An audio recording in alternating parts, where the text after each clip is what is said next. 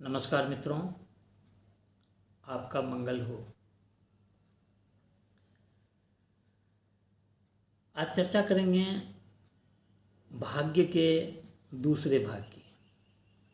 पहले भाग में हमने चर्चा किया था कि जो हमारा जो भाग्य है उसमें जैसे हमारे माता पिता हैं, जो हमारे पत्नी हैं, हमारे बच्चे हैं, या हमारे जीवन में जो भी लोग प्रकट हुए आ गए, वो हमारे भाग्य से आ गए।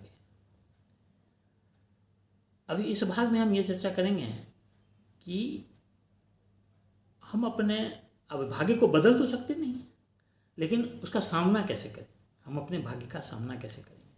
तो भाग्य में दो भाग हो गए। एक हो गया सौभाग्य, जो ऐसे लोग आए जीवन में जो देने आए, जो पैसा देने आए, जो सम्मान देने आए, जो आदर देने आए, जो प्यार देने आए, जो सुरक्षा देने आए। और एक तरफ हैं जो लेने आए हैं, जो महाजन हैं, तो वो इज्जत लेने आए, निंदा करने आए, पैसा भी लेने आए। तो अभी ये जो हमारा जो सौभाग्य है, तो उसको तो सामना करने में कोई कठिनाई ही नहीं, उसके लिए तो आपको कुछ करना भी नहीं है। जो आना है वो आ ही जाता है। आपके माता पिता आपके सौभाग्य से मिले तो उनको कुछ कहना ही नहीं है। उनके पास में जो है वो आपको यूं ही मिल रहा है। जब उनके बाद में उनकी सारी संपत्ति आपको यूं ही बिना मांगे मिल जाती है। कई लोगों को अपने ससुराल की संपत्ति मिल जाती है, कई लोगों को ननिहाल की संपत्ति मिल जाती है। तो जो आना है, जो भाग्य में है, जो संपत्ति आना है, या जो सम्मान आना है, या जो प्रतिष्ठा आनी है, तो जो आनी है वो आ ही जाती है। उसके लिए कुछ करना नहीं पड़ता। अब जो दुर्भाग्य है, इसका सामना कैसे करें, उसमें तकलीफ होती है, क्योंकि वो मुझे पे करना है, अदा करना है। वो ऋण है ना, वो ऋण देना है, तो वो देने में तकलीफ होती है। लेकिन वो तकलीफ नहीं होनी चाहिए, और उसे भी एक ईश्वर का कृपा मानना चाहिए। ईश्वर कृपा करके ही आपको दुर्भाग्य भेजते हैं, कृपा करते हैं आपके ऊपर में कि भैया ये जो तुम्हारा देना बाकी है वो तुम दे दो। ये जो तुमने कभी किसी को बेइज्जत किया था, उतना बेइज्जत हो जाओ, होना पड़ेगा तुमको। तो उसको कैसे संभालें, तो हम एक एक करके उसकी चर्चा करेंगे। सबसे पहले माता पिता की। तो माता पिता तो आपके सौभाग्य ही हैं। माता पिता तो चाहे आपके माता पिता जैसे भी हैं, हो सकता है कि वो अपने जीवन में अच्छे ना हों, शराबी हों, गरीब हों, कुछ भी हों, लेकिन वो आपके लिए पूरे प्राण से लगे हुए हैं। चलिए, अभी शराबी हैं तो शराब पीना भी उनकी मजबूरी है, तो वो भी पी लेते हैं, लेकिन अधिक से अधिक कोशिश करते हैं कि थोड़ा कम ही पिएं, लेकिन ज़्यादा से ज़्यादा बच्चों को संभालें, रखें।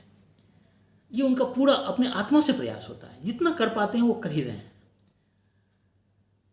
अभी मुझे जो है कुछ ऐसे भी लोग मिले हैं जो बोलते हैं कि मैं सेल्फ मेड हूँ, जिन्होंने 8वीं 10वीं तक मान लीजिए कि माँ बाप पढ़ा पाए, फिर बाद में नहीं पढ़ा पाया, उसने ट्यूशन व्यूशन करके कुछ आगे पढ़ के आगे अच्छा कर गए, तो उनको वो ऐसा बताएंगे कि मैं तो सेल्फ मेड हूँ, मैंने खुद ट्यूशन करके पढ़ा है।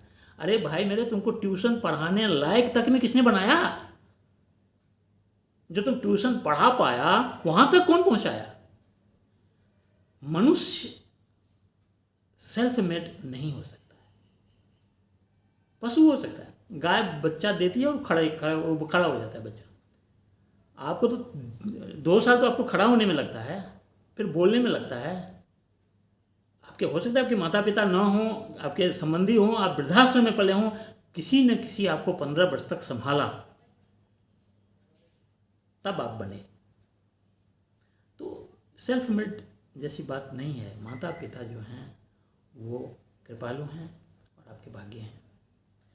देखिए, मैं आपको एक बात और बताता हूँ। बच्चों को बिगाड़ने में भी माता पिता का ही हाथ है, बल्कि माता पिता ही बच्चों को बिगाड़ते हैं। लेकिन वो जो बिगाड़ते हैं ना, वो ऐसा भावना से नहीं बिगाड़ते हैं, वो मोह के कारण बिगाड़ देते हैं। वो इतना मोह होता है बच्चों से कि मान लीजिए कि उसने कुछ बदमाशी किया और वो आया, किसी ने उसका शिकायत किया, लेकिन वो मानेगी नहीं, माँ मानेगी नहीं, नहीं नहीं नहीं नहीं मेरा लाल ऐसा नहीं कर सकता, फिर उसको बढ़ावा मिलता है। तो यदि आपने बच्चों को उसकी गलती पे उचित सज़ा नहीं दिया और उसके अच्छाई पे उचित सम्मान नहीं दिया, पुरस्कार नहीं दिया, तो फिर वो रास्ता भटक जाता है। और ये भटकाने में माँ बाप का हाथ है। लेकिन वो ऐसा जानबूझ के तो करते नहीं हैं, वो तो उनका जो इरादा है, इरादा तो ऐसा है नहीं कि नहीं मेरे बच्चे बिगड़ जाए, उनके इरादा पे तो आप संदेह कर नहीं सकते हैं।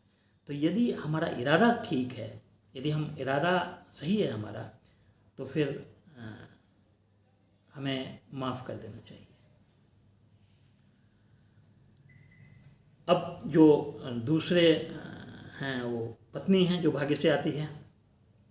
तो पत्नी के संबंध में मैं ऐसा मानता हूँ कि जो आजकल के वो लिव इन रिलेशन वाले पति पत्नी नहीं, वो तो 2 महीना रहते हैं फिर पता नहीं कहाँ जाते हैं, तीसरे से करते हैं, उसकी फिर छोटी है। हमारी सनातन परंपरा से जिसकी शादी हुई और जो पति पत्नी के रूप में हैं, तो वो 2 नहीं है, वो एक ही है। वो 2 प्राण और एक हो गए, 2 प्राण एक हो गए, 2 आत्मा एक हो गई, जैसे राधा कृष्ण। तो पति पत्नी में कुछ लेन देन ऐसा आगे पीछे कुछ है नहीं, वो दोनों एक ही है, उस दोनों में कुछ अलग ही नहीं है। ऐसा दिखने में 2 लगता है लेकिन वो एक ही है। आपको जीवन के अंत समय तक में बच्चे छोड़ सकते हैं, पत्नी नहीं छोड़ेगी, पति नहीं छोड़ेगा। और पति पत्नी में जिस दिन एक चला जाता है, उसके बाद जो बच जाता है वह आधा ही रह जाता है, वह आधा ही, पूरा जीवन वह आधा ही रहता है। तो पति पत्नी तो न सौभाग्य हैं न दुर्भाग्य हैं, वो तो एक ही हैं। अब बच्चों की चर्चा करें तो बच्चों में तो हैं कि कुछ बच्चे जो है वो महाजन हैं आपके, वो लेने आए हैं, वो पढ़ लिख लेंगे, सब कुछ कर लेंगे, फिर अमेरिका में चले जाएंगे, आपको वृद्धाश्रम में छोड़ देंगे, आपको अपमानित भी करेंगे। तो जो बच्चे लेने आए हैं, जो बच्चे देने आए हैं, जो बेचारा कर्जा लिया था वो आ गया, वो तो आपका करेगा। लेकिन जो लेने आया है उसको अधिक से अधिक दीजिए, अधिक से अधिक जो आपने कमाया है वो दीजिए, जो अधिक से अधिक सम्मान दीजिए, प्यार दीजिए, जो है आपके पास में सद्भावना दीजिए। वो आपका दुश्मन नहीं है, वो तो आपके ऊपर उपकार करने आ गया, वो तो आपको अपने कर्जे से मुक्ति दिलाने आ गया। तो कोई दुर्भावना नहीं, बल्कि अधिक प्यार, अधिक सम्मान उसे दीजिए, उसे ज़्यादा दीजिए। क्योंकि जो आपको देने आया है उसको तो आप नहीं भी देंगे तो भी चलेगा, वो तो अपना कर्ज मिटाने आया है। लेकिन जो कर्ज वसूलने आया है उसका कुछ बाकी न रह जाए। और दूसरी बात, वो लेकर ही जाएगा, आप ना देना चाहें तब भी, उसे आप बच नहीं सकते हैं। बैंक वाले का पैसा कैसे दे देते हैं आप, तो क्यों ना उसको खुशी खुशी दे दिया जाए। लेकिन देने में आप एक बात ये भी ध्यान रखिए कि आप अपने जीवन को सुरक्षित करके रखिए। इसीलिए कि हो सकता है बुढ़ापे में जब आप बिल्कुल लाचार हो जाएं, उस समय आपके बच्चे को आप पर दया नहीं आ सकता है। ऐसे कई उदाहरण हैं। तो अपने जीवन को सुरक्षित रखिए और अधिक से अधिक दीजिए उसको जिसका लिए हैं। तो ये तो बच्चों की हो गई। उसके बाद में जो जो कोई आपके संबंधी हैं, निकटवर्ती हैं और उन्हें आपकी ज़रूरत है और आप कुछ दे सकते हैं, आप जो दे सकते हैं, समाज को जो दे सकते हैं, देश को जो दे सकते हैं, परिवार को जो दे सकते हैं, जिसे जो दे सकते हैं वो दीजिए। क्योंकि मेरा जो मोक्ष का अवधारणा है, और ऐसा मैंने पढ़ा भी है, कि यदि आपका ऋण खत्म हो जाए तो फिर आपको ये जीवन से मुक्ति मिल जाएगी, मोक्ष मिल जाएगी। तो मोक्ष तो कौन नहीं चाहता है?